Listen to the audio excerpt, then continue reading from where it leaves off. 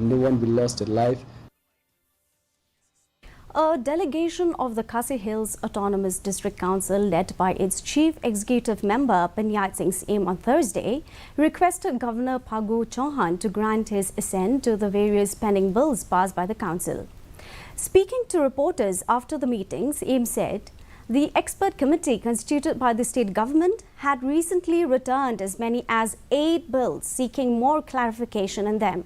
Of these, 7 bills are mainly concerning the Ilaka administration right from the village level up to the Hima level, and the Khadc social custom of clan administration bill.